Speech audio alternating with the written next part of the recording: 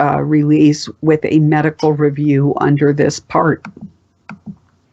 What is a medical review?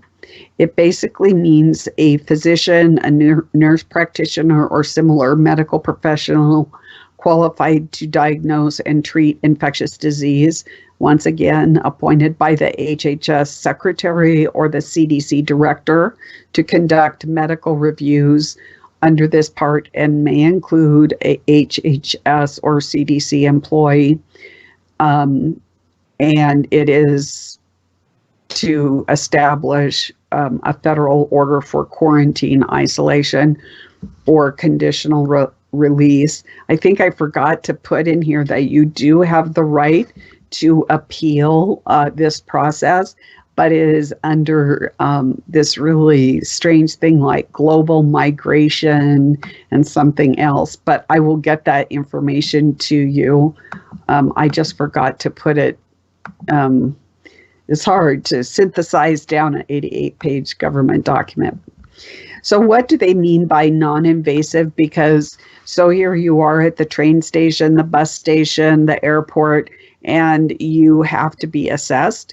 And they are talking about non-invasive procedures. So what might you expect? So that means it will be conducted by an authorized health worker or another individual with suitable training, and includes, before I get into the details of that, it's important to know that the volunteer citizen army has been mobilized for this. So it could be a CERT person, Medical Reserve Corps, Veterinary Corps, AmeriCorps, Senior Corps. So it is just somebody that maybe has had 30 hours of training. I don't know how many hours of training. It just says suitable training. It does not define that. Anyway, so it might not be a health professional as you would know it. And so this exam will include an exam of your ears, nose, mouth, temperature assessment using ear, oral, with a cutaneous, which is a skin or a non-contact thermometer, or thermal imaging, oscillation, external palpitations, external blood pressure, and other procedures that do not involve puncturing or incising of the skin or insertion of instruments or foreign materials into the body or a body cavity, including the ears, nose, and mouth.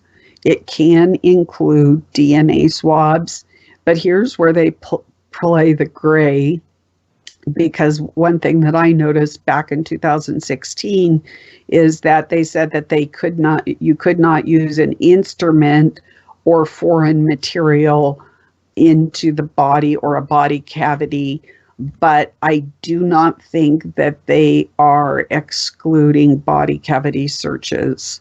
And that might be in things like airports and bus terminals and trains. So you need to be prepared. They do not address it. And because they haven't excluded it, you might be faced with that. The pre-communicable stage means the stage at the beginning upon an individual's earliest opportunity for exposure to an infectious agent, and ending upon the individual entering or re-entering the communicable stage of the disease.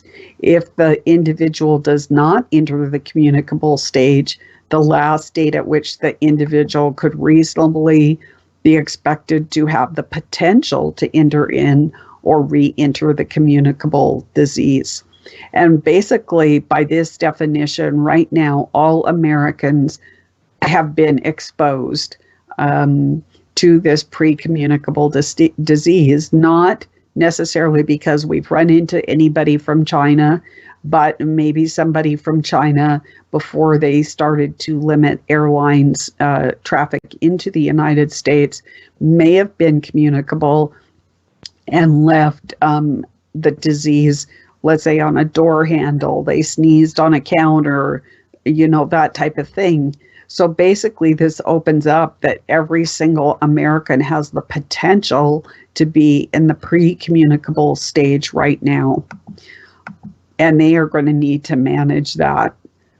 Then they're going to public health prevention measures for an assessment. That means that we need to be assessed, whoever they pick out for these non-invasive procedures. And it may mean observation, questioning, the review of our travel documents, records review. It might even include our financial documents. And I have good reason to believe that your financial documents will be a part of this. Other non-invasive means to determine individuals' health status and potential health risks to others. A qualifying stage is a statutorily defined in 42 U.S. Code 264 D2, the communicable stage of a communicatable disease, to the pre-communicable stage of a quarantinable communicable disease, but only if the quarantinable communicable disease would be likely to cause a public health emergency if transmitted to other individuals. And as we were just notified by the White House, we are all in the qualifying stage of a pre-communicable stage of a quarantinable communicable disease. So that's what we were told by the White House.